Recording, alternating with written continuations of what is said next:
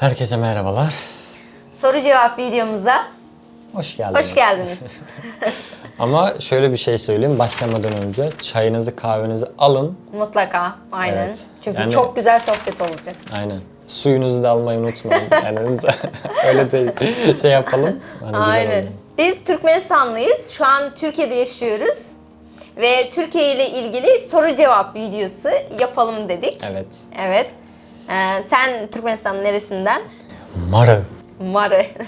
Ben Lebap vilayetinden. Soru cevap videosu yapacağız ama soruları kim başlayacak? Hakkani olsun diye kura atacağız. Yazı tura. Yazı tura. Yani benim yazı bildiğim tura kadarıyla. atacağız. Pardon, kura değil, yazı tura. Tamam. Hakkani olsun diye yazı tura atacağız.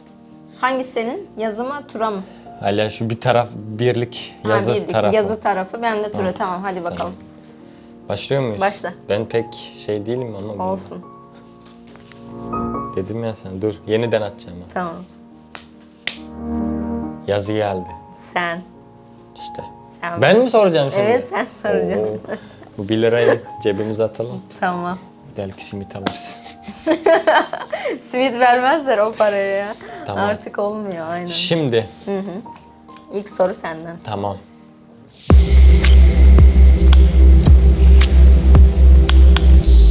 Aa, çok güzel bir soru. Bu benim bu aralar kanayan yaram. Aslında korkuyorum. Ama şöyle de bir şey var. Son zamanlarda ben bunu yenmek için uğraşıyorum. Hani sürekli şöyle düşüncelerim var. Ya bir gün ölürsem, ya bir gün bir şey olursa. Hani o kadar yapacak şeyim var ki. O yüzden diyorum ki hani erken ölmekten korkuyorum ama da diyorum ki hani şöyle hayatta ne istediğimi belirledim. Tamam. Yani amacımı belirledim. Amacıma doğru gidiyorum. Amacıma doğru gittiğim için, doğru yolda olduğumu bildiğim için yani mesela bugün ölürsem de benim için hiçbir şekilde sıkıntı yok. Çünkü o amacıma uygun bir şeyleri yaparken o yolda öleceğim. O yüzden hani yapamadım diye bir şey içimde kalmayacak. Şu an yapıyorum, yapmaktayım, devam ediyorum. O yüzden hiç sıkıntı yok. Hani gelsem bugün mesela ölsem, deprem oldu gittim, hiç sıkıntı yok. Hani hiç sıkıntı yok gerçekten. Tamam, haydi bakalım. İlk soru benden. Evet, benim ilk sorum geliyor. Hazır mısın?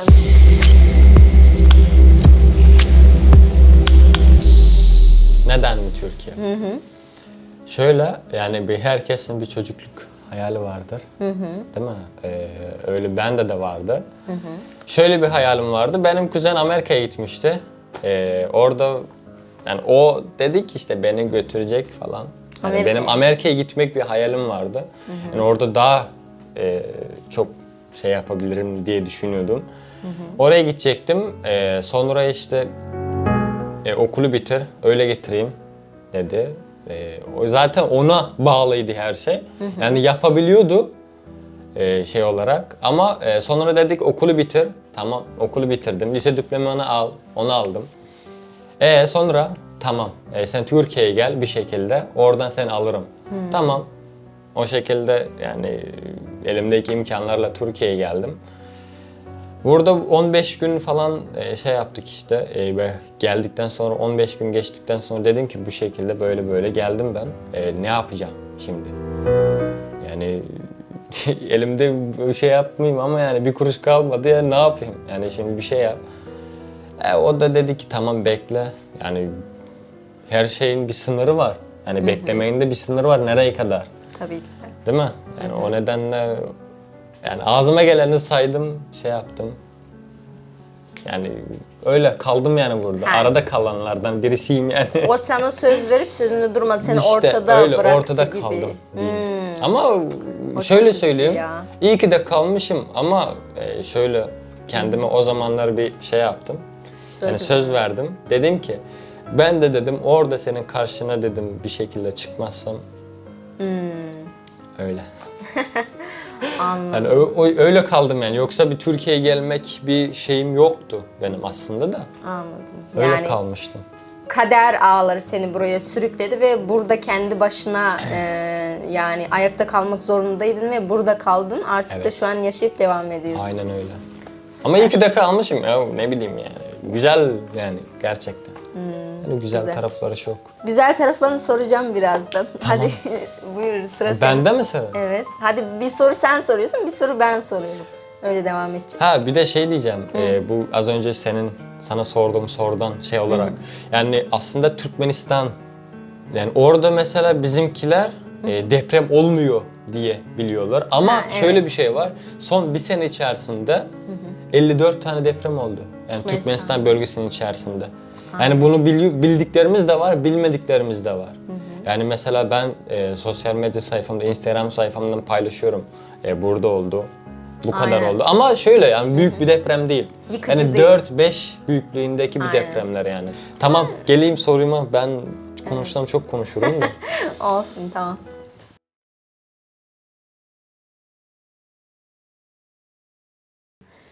Çok güzel bir soru. Türkiye'de ailemden uzakta kalmak şöyle. İlk başlarda zor oldu tabii ki de. Buraya adapte olmam, alışmam. Türk dilini bilmiyordum. Türk dilini çok kolay zannediyordum geldiğim zaman ama şimdi sokak dili tamamen farklı. Edebi dili, yani ben bir de İngiliz Dili ve Edebiyatı bölümünü okuduğum için çok ağırdı. Hem İngilizce hem Türkçenin böyle ağır bir diline maruz kalarak okudum. Zorlanmıştım. Gerçekten zorlanmıştım. Ama şöyle bir şey var. Türkiye'de hayatta kalmak, kendi ayaklarının üzerinde durmak bence kolay. Yapabileceğim bir şey ve Türkiye'nin insanları çok yardımsever oldukları için sıcakkanlılar, yardımseverler. Mesela öğretmenlerim de aynıydı. Yardımcı oluyordu. Hani biz mesela 7-8 Türkmendik. Bizi mesela alıp bir iki tane öğretmenimiz özellikle bize siz anlamadığınız derste de ekstra ders verirdi. O yüzden de iyi oldu ya. Hani zorlandığım noktalar da oldu, zorlanmadığım noktalar da oldu. Ama hiç pişman değilim Türkiye'de okuduğuma ve iyi ki Türkiye'de okudum diyorum. Çok şey kattı bana Türkiye. Teşekkürler. Güzel. Aynen. Sevindim ben okumadığım için. Güzel. Evet, gelelim bir sonraki sorumuza.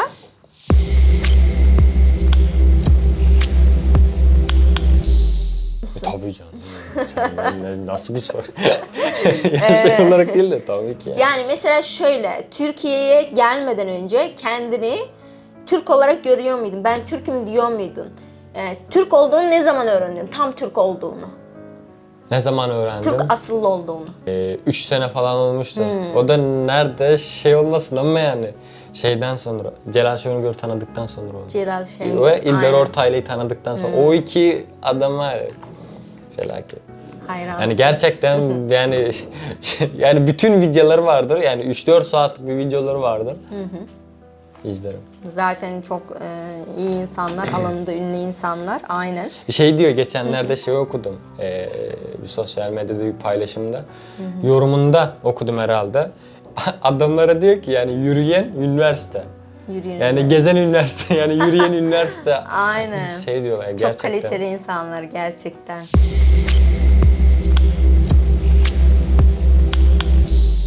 Mesela bizde de artık değişti. Tabii. O konu hakkında ne düşünüyorsun? Bizde değişmedi, bizde değişti. Nasıl bizde Yani değişti? bizde değişmedi ama bizde değişti. Nasıl bizde değişti? Nasıl anlatayım? Bizim yaşıtlarımızın arasında mı değişti? Hepsinin değil. Mesela Ama şey olarak değişti. Nasıl anlatayım sana? Farkında olanlar tarafından değişti. ha, aynen. Anladın? Aynen. Yani farkında olmayanlar tarafından neymiş? Evlilikmiş, tatlım. Evet. Ne, o öyle bir şey değil ki. Evet, Türkiye'ye gelmeden önce şeydi yani işte kim ilk mesela bizim o taraflarda şöyle bir görüş vardır. Kim ilk seni istemeye gelirse mesela o. Onun gibi çok saçma bir görüş vardı. Bir de şey vardı işte kiminle ilk konuşursan o gibisinden. Artık mesela o şeyler değişti. evlilik yaşı da değişti. Bunun katkısı ne? Bunun nedeni ne? Evlilik yaşı değişmesinin sence nedeni ne? Bizim Türkiye'ye gelmiş olmamız mı? Kendimizi geliştirmiş olmamız mı? Yoksa yani etrafındaki insanlar mı? Hani mesela evlilik çevresel bir şey mi? Yani vardır çevresel bir yönleri de ama genel olarak kendini hazır hissetmen diyeyim. Aynen. Yani ne zaman kendini hazır hissediyorsan ve karşındaki iyi bir insanı bulduysan neden olmasın? Tabii ki de. O evlilik yaşı bizde çok değişti şu an. Aynen. Hani kendini geliştirmekle, evet, ne isteyip istememekle, bir de hani yurt dışında olduğun için neyin ne olduğunu anlıyorsun. Kendi ayaklarının Farkına üzerinde durduğun zaman aynen farkındalık oluşuyor. O yüzden de yani kim denk gelirse olmuyor artık. Hani kendini geliştirmiş olması gerekiyor, seni anlaması gerekiyor ya da onun seni anlaman gerekiyor. Hani artık eskideki gibi kriterler kalmadı, çok değişti. Etrafımda çok duyuyorum ve evlilik yaşı da eskiden mesela 25'ine kadar evlenmeyeni evde kalmış ya da işte yani yaşlı kız yaşlı erkek derlerdi bizim oralarda, artık değil. Yani artık değil, kimse demiyor o, yani 35 yaşında olsa bile, evlenmemiş olsa bile kimse hiçbir şey demiyor çünkü evlilik yaşı komple değişti. Düşünceler bile değişti artık. Aynen. Anne baba diyor ki senin yaşındayken sen vardın diyor.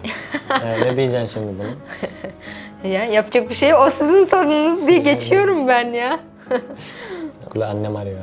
He, tamam, aç. Bakayım ne Aç. diyor acaba? Tamam. Hava hocam. Kuvvet hadi kuvvet. Şu an çekime de otur.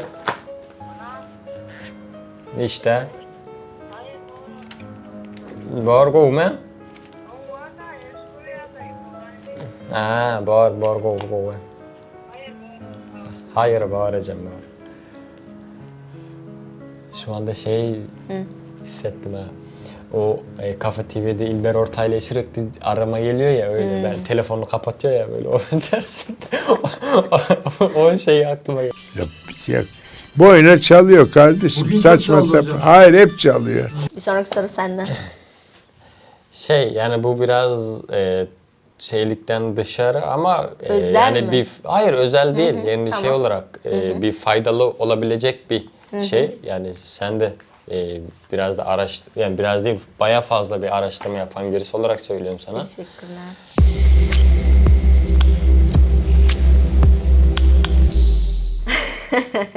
Bu aralar zamanımı yönetemiyorum. Ha, ben de yönetemem işte oradan sordum yani. Yani gerçekten yani çok karıştım ya. Yani yalan yok ama yani ne işlere yetiştirebiliyorum ne şey oluyor çok karışık oluyor ya bende mesela. Şimdi şöyle, benim birkaç tane kullandığım teknikler var. Örnek aldığım insanlar şöyle var, videolarını izliyorum ama örnek almakla yetmiyor. Mesela Barış Özcan, Haluk Tatar, bunların evet takip ediyorum bunları çoktan beri. Çok kaliteli insanlar ve onların önerilerini, ondan başka da bir sürü insanların önerilerini takip ediyorum. Hani ama kendi hayatıma gelince şöyle, bir gün öncesinden ya da birkaç gün öncesinden yapacaklarımı belirliyorum. Ondan sonra onları bölüştürüyorum. Diyorum ki bugün bu konuyu bitireceğim diye. Mesela akşam yatmadan önce o konuyu, yapacağım şeyin listesini çıkarıyorum. Zaten to do list diye bir sürü şey yazıyorum. Yarınla ilgili, yapacağımla ilgili. Ondan sonra diyorum ki öğlene kadar bu, öğlenden sonra bu. Bu şekilde onları ayarlıyorum. Bir de onların mesela hangisi önce yapılması gerekiyor onları sıralıyorum. Ondan sonra ertesi gün duruma göre onları yapıyorum. Zaten benim hayatta en zevk aldığım şey hani şeydir. O to-do listine tik işareti koyma. O kadar seviyorum ki, bakın hayatta beni en mutlu eden şey to-do listime tik işareti koymak. Ondan sonra mesela ders çalışırken zaman kullanımı hakkında Pomodoro tekniğini kullanıyorum. Biliyorsundur. Evet. O çok iyi işime yarıyor. Hani 25 dakikada 5 dakika, Evet. 1 saatte 10 dakika bir ara vererek. Evet yani 2 saatte aynen o şekilde hani yarım saat çalışıyorum, 5 dakika ara veriyorum. O şekilde çalışıyorum döngü şeklinde ve çok iyi işime yarıyor bu yöntem. Onun dışında da birkaç tane yöntem var. Mesela ders çalışırken bu Pomodoro işe yarıyor. Ama başka bir şey yaparken işe yaramıyor. Mesela ben video çekiyorum, montaj yapıyorum. Orada 5 dakika ara vermek benim için o konuyu kaybetmek demek, unutmak demek. Yani mesela giderken çok önemlidir mesela montaj yaparken. O yüzden bir girişiyorum, çok yorulursam mesela 1-1,5 saat o montajı yani odaklanabiliyorum. Ondan sonra çok yorulursam bakıyorum ki azıcık ara vereyim diyorum. 10-15 dakika ara verip ondan sonra tekrar geri işime devam ediyorum. Ben YouTube'a yeni başladığım zamanlar telefonla montaj yapıyordum videolarımı. ben Bir hala- telefonla çekiyorum Hala da. telefonda. Ben fakir. Yok estağfurullah. Yani şey olarak diyorum. O zamanlar mesela cumartesi videoyu çekiyordum. Pazar günü montajlıyordum. Çünkü pazar akşamını paylaşıyordum da. Yani elimde telefon uyuyakaldığımı hatırlıyorum yani. O derece Aynen. yani. Çok telefon ısınıyordu ya. Yani bayağı Isınıyor, çalışmıyor. He ya. Evet.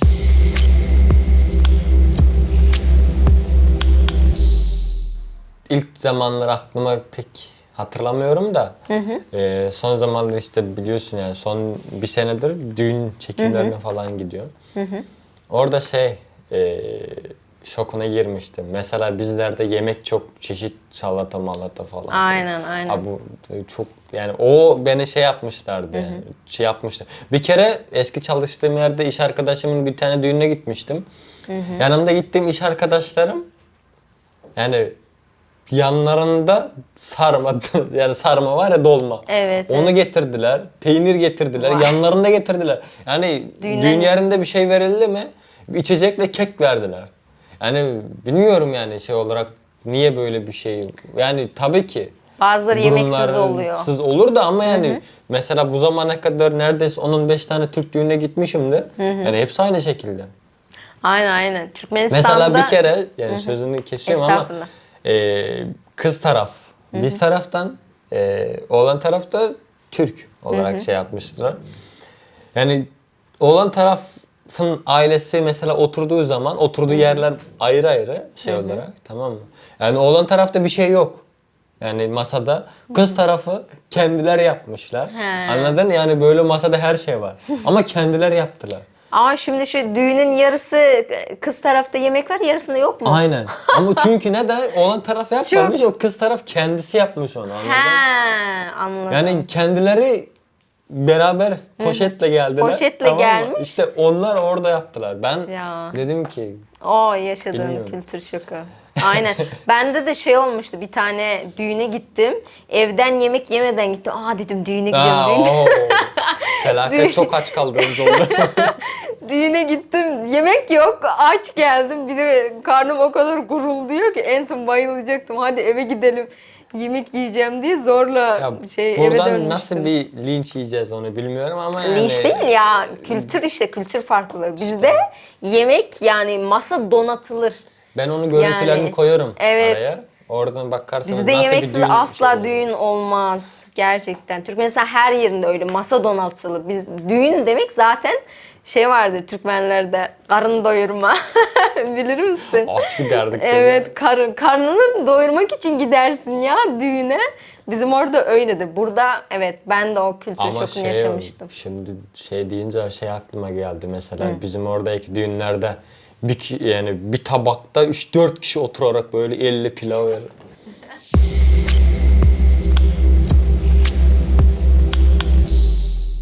Beden dilinin önemi. Evet. Artistik aynen. Ben zaten o konuda şeyim yani master degree gibi şey yapmayı severim böyle. Yüz mimiklerini oynatmayı severim. O yüzden de botoks yaptırmıyorum. Diyormuşum fakirliğimden botoks yaptırmıyorum. Neyse çaktırma. Severim. Beden dili çok işe yarıyor. Bir de yani insanın özgüvenli olup olmadığını ilk olarak zaten kelimelerinden ve beden dilinden anlaşılıyor. Yalanı da artık alıştım ya. Yalanı da yakalayabiliyorum. Bir de beden dili çok işe yarıyor mesela konuşma şekli ve beden dili. Mesela seni dolandırmaya çalışan insanlarda da işine yarıyor mesela. Yani samimi olup olmadığını böyle yüz ifadesinden, beden şeklinden anlayabiliyorsun. Ya oradan ben anlıyorum ya. Anlatamam şimdi. Anlatamam ama o duruma geldiğimiz zaman, yaşadığımız zaman beden dili gerçekten etkili. Gerçekten etkili. Öğrenmenizde fayda var. Evet. Hazır mısın? Çok güzel soru geliyor.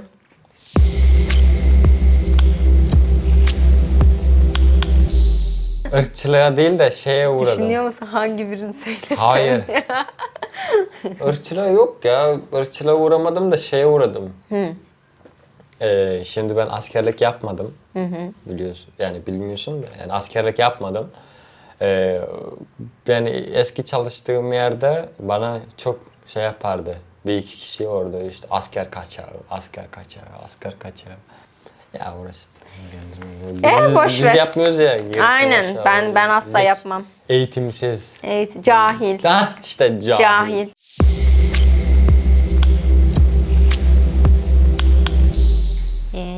Hayır. Öyle bir şeyim olmadı.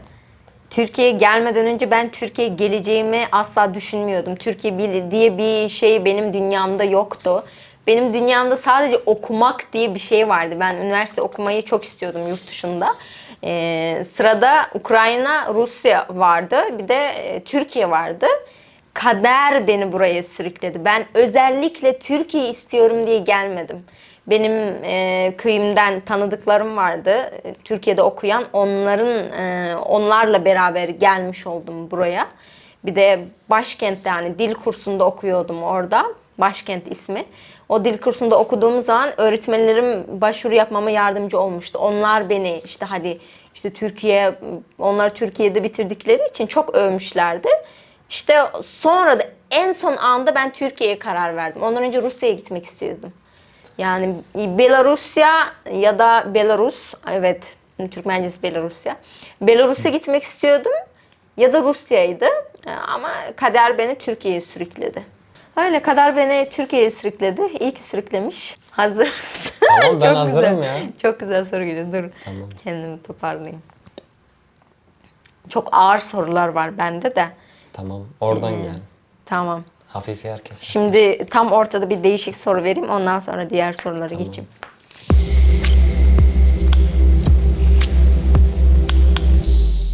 Oldu. Aa, gerçekten. Yalanı. Peki, şöyle diyeceğim. Türkmen mi, Türk mü?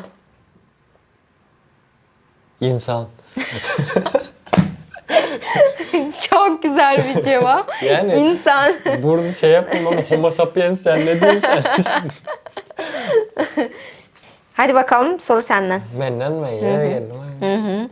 Biliyorsun bizim orada kitap yazarı az. Değil mi? Mesela Aynen. basım, yayın evleri de Az, az. aynen. Yani ben mesela bir tane biliyorum. Neşer Yatırlıoğlu diye. Başka bilmiyorum. Yani demek istediğim yani buradaki o fazlalık diyeyim ben sana. Onun bir zararı var mıdır Neye? okuyucuya? Tabii ki de, tabii ki de. Mesela Türkmenistan'da bilgiye ulaşmak şimdi değil de eskiden çok zordu.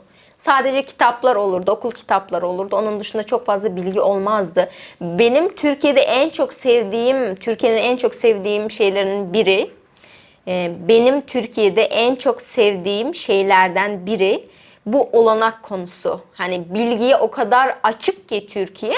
Hani her konuda bilgiye ulaşıp o konuda yani üniversite okumanıza gerek yok, uzman olabiliyorsunuz. Yani kurslar var, her türlü okullar var. Yani mesela atalım bir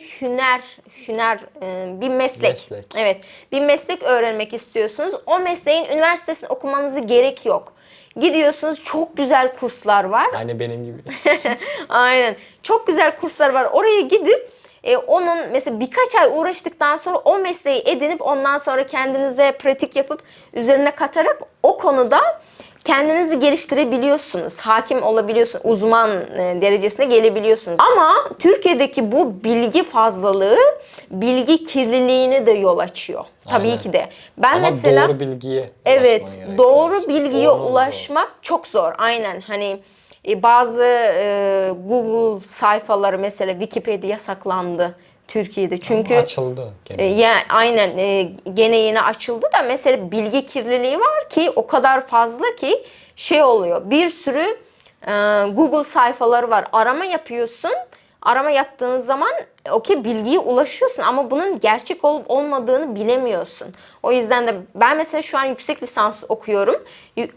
Google Akademik. Sadece bizim öğretmenlerimiz diyor ki Google Akademik'ten oradan Makaleler. evet makaleler okuyup oradan bana referans gösterebilirsiniz diyor. Onun dışındaki herhangi bir Google sayfasını artık kabul etmiyorlar.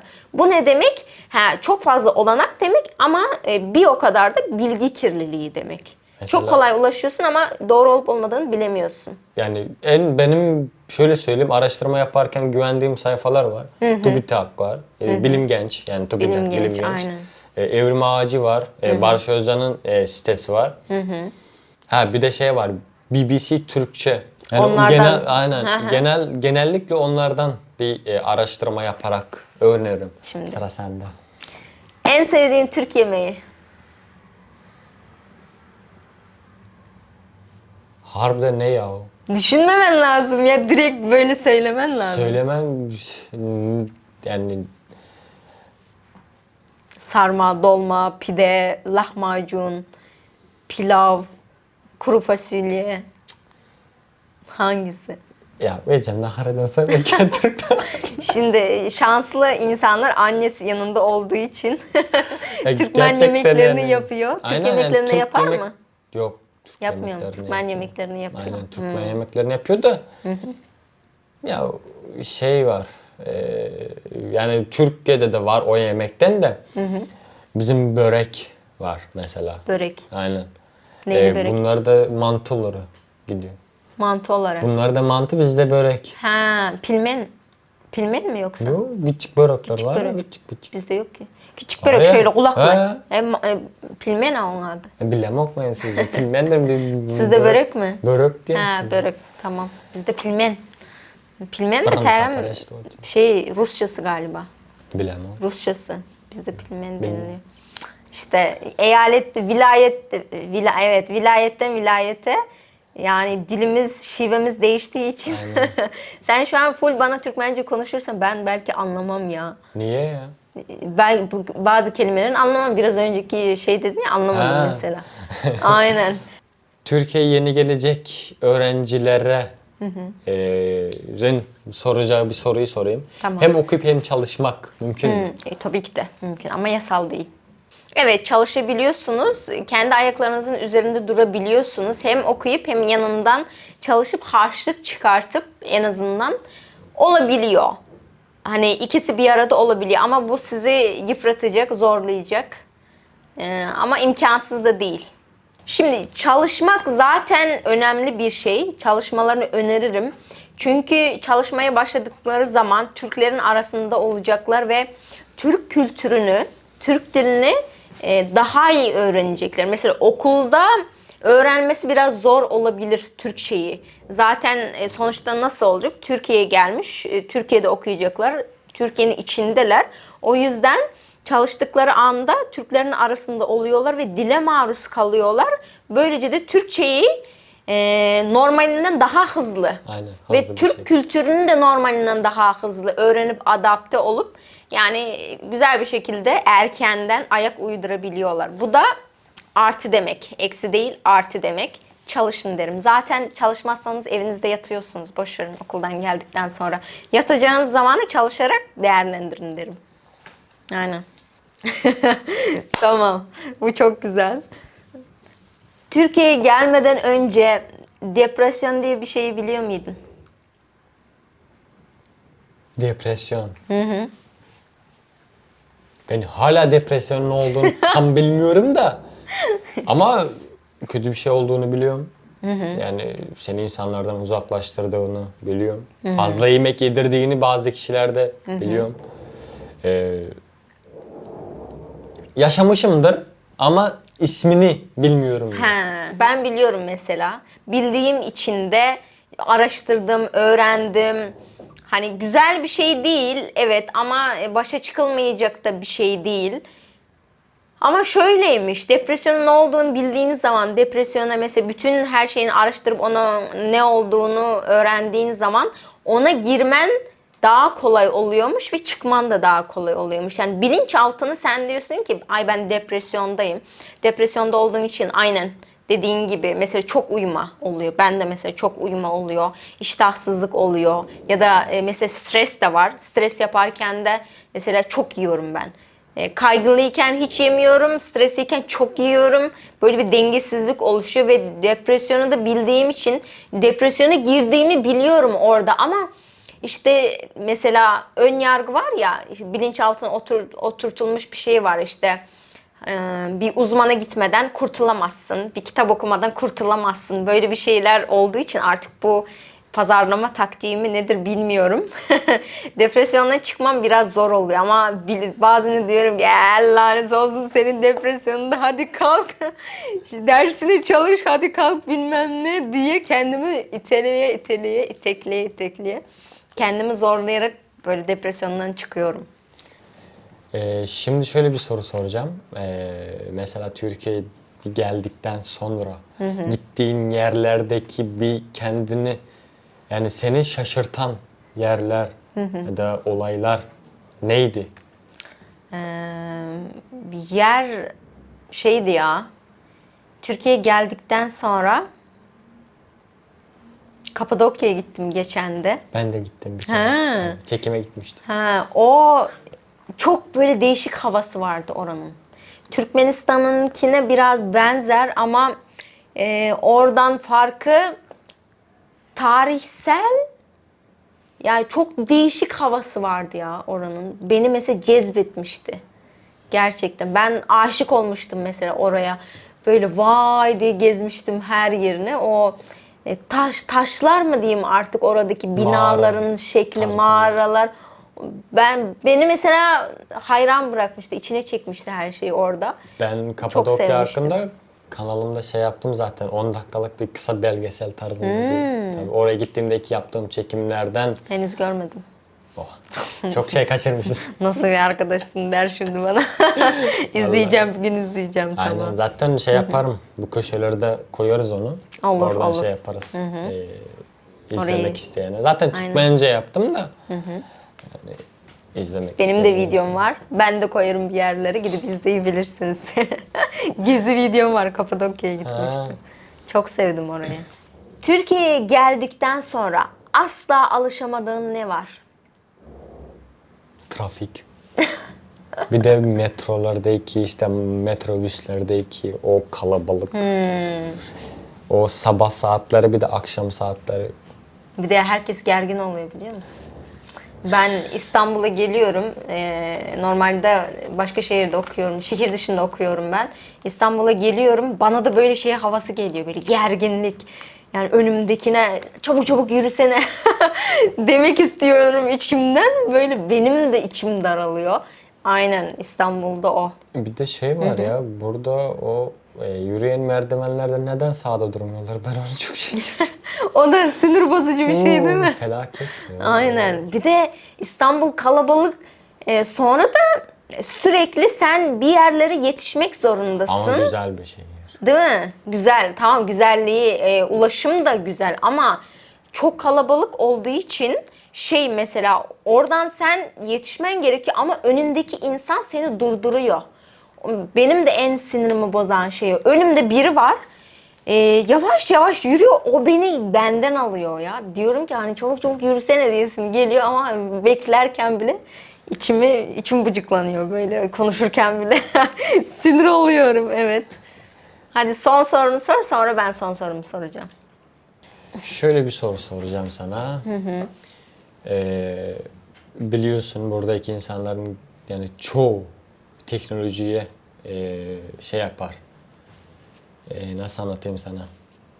Bale editörleri. Bale editörler. Meraklısı, teknoloji meraklısı. Teknoloji meraklısı oluyorlar. Yani bunun zararı var mı sence? Yani bu konuda sen nasıl bir fikrin var? Mesela son çıkan iPhone diyeyim mesela. Yani onu kuyruklar var. Oo. Yani oralarda. Bunun Ha, teknoloji meraklısı olmak, en iyisini, en son modelini faydalanmak tabii ki de sana şey katacak, katkı katacak. ama doğru bir şekilde. Evet, onu diyecektim. Ama doğru bir şekilde kullanabilirsen, mesela en son çıkan telefon al, en son çıkan bilmem bilgisayar, bilmem kamera al. Sen ama konuşmayı bilmiyorsan, video çekmeyi bilmiyorsan ya da o kamerayı nasıl kullanmayı bilmiyorsan onun sana bir faydası olmaz. Kamerayı otomatiğe geçirip de direkt kayda girmekle Aynen. kamerayı bildim olmuyor. Aynen, işte biraz Türkler bu konuda maymun iştahlı diyebilirim. Kendilerinin tabirleriyle Türkler kendilerine böyle diyor. Maymun iştahlı diye. Evet, bu sorun var ya. Bizde çok yok ama Türkiye'de var. O da Bir taraftan iyi, bir taraftan da kötü. Yani parası olan alıyor ama alamayan da çok. Bilmiyorum ki işte ben. parası olmayan da almaya çalışıyor. Ha, almaya çalışıyor aynen. Şey diye zannediyorlar, yani en iyi kamerayı, en iyi o şeyi alırsan işin en iyisini yapabiliyorsun diye düşünüyorlar belki de. O yüzden de olabilir. Yani düşünce kapasite, düşünce yapısı bunların böyle sanırım. Ben de mesela anlam veremiyorum o konuya. Anlam veremediğim çok şey var da neyse, artık girmeyelim. Son şey olarak. Son soru gelsin bak. Evet, son sorum. Gelsin bakalım. Türkiye'de başına gelen en kötü olay. Yok ya, öyle bir şey olmadı da korktuğum bir şey olmuştu bir keresinde. Kaybolmuştum. Şeyde ilk geldiğim zamanlar. Çamlıca'da yaşıyordum o zamanlar burada. Orada yanlış yöne yürüyerek Üsküdar tarafa yürümüşüm. Orada da korumalar falan denk gelmişti. Orada kaybolduğum zaman onlar tutarak işte çevirerek beni işte soru şey yaptılar falan. Sorguya filan. çektiler. Sorguya çektiler. Oradan yani yanlış yöne giderken orada bir korku olmuştu. Sonra işte Tartakladılar mı böyle? Ne Yok yapıyorsun burada ya, diye. ya o kadar şey değil yani. Zaten minibüse bindirdiler. Kendileri gönderdiler de. Maşallah. Doğru gideceğim yönü taraf. Öyle bir şey olmuştu yani. O korktuğum andı. Başka nasıl bir andı? Yaşadığın kötü bir olay Yok ya. yok değil mi? Yani gerçekten yok yani öyle bir şey. İyi, o zaman başına çok fazla şey gelmemiş. Yok ya, ben o kadar bir şey değilim ama Kaç sene oldu senin macerayı geldiğine? çok severim. Yani 2017 Ağustos'ta geldim işte. 17. Ha, benden 2 sene sonra. Ha, işte. Aynen. 6 senem oluyor. 6 sene evet. Benimki 8. 6,5 sene oluyor hatta. Yaşlanıyorum. Normal. Evet, videomuzun sonuna da geldik. Beni ağırladığın için çok teşekkür ederim. Teşekkürler. Sen de hoş geldin. Ayağına sağlık. Hoş buldum. Ne diyeyim başka? Tamam. Tamam. Sen söyle. Videomu beğendiyseniz. Ya işte Tamam. öyle Like o basın. şekilde. O şekilde biliyorsunuz değil ya. zaten. Tamam, hadi bak. Aynen. Videomuzu beğendiyseniz like basmayı, yorum yazmayı unutmayınız. O zaman hoşça kalın. Tamam. Görüşürüz. Görüşürüz.